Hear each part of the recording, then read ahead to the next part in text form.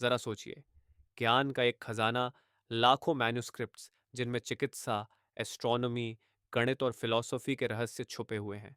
और अब सोचिए, ये सब जलकर राख हो गया, समय के साथ खो गया और भुला दिया गया। एंशंट पाथ्स मॉडर्न टाइज में आपका स्वागत है, जहां हम भारत की सांस्कृतिक धरोहर की विजय और त्रासदियों को उजागर करते हैं।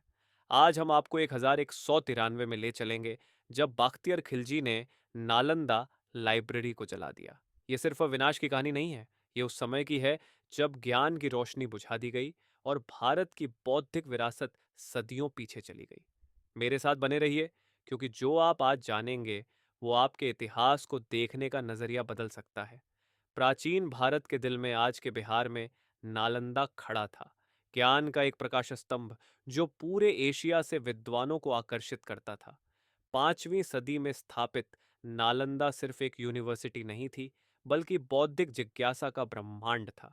9 मिलियन से ज्यादा पांडुलिपियों को संभालने वाला यह स्थान व्याकरण, तर्कशास्त्र, चिकित्सा और बौद्ध धर्म जैसे विषयों का केंद्र था। इसे प्राचीन समय का सिलिकॉन वैली कह सकते हैं। चीनी यात्री श्वानजंग जैसे विदेशी यात्रियों ने नालंदा को अतुलनीय शिक्षा का स्थान बताया।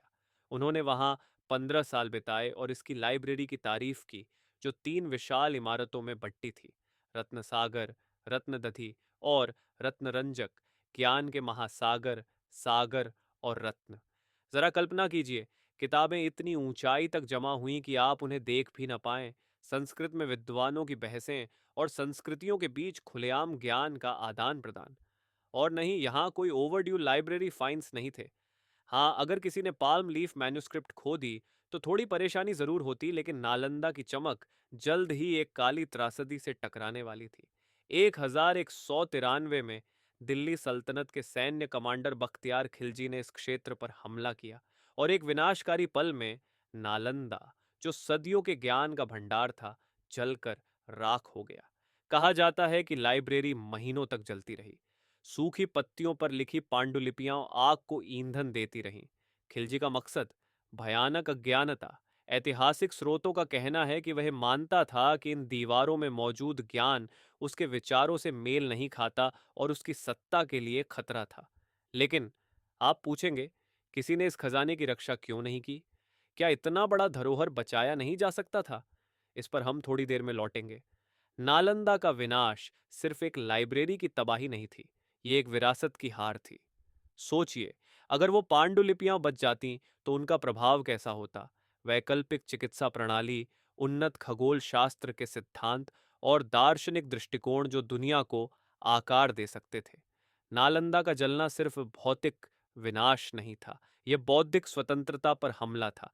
लेकिन नालंदा की विरासत भुलाई नहीं जा सकी। आज नालंदा यूनिवर्सिटी का पुनरुद्धार इस बात का प्रमाण है कि हम अपनी जड़ों से जुड़ सकते हैं।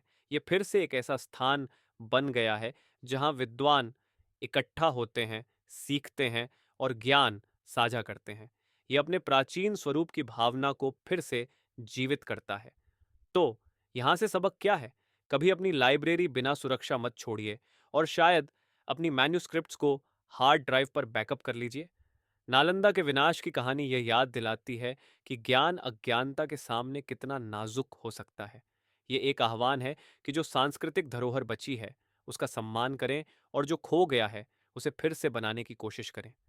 और बात जब प्राचीन ज्ञान की हो रही है, तो क्या आपने कभी सोचा है कि चौथी सदी के एक अर्थशास्त्री के विचार आधुनिक फाइनेंस को कैसे आकार दे सकते हैं? Do watch our playlist on Arthashastra by Chanakya and its relevance in modern finance, ancient paths, modern ties. देखने के लिए धन्यवाद।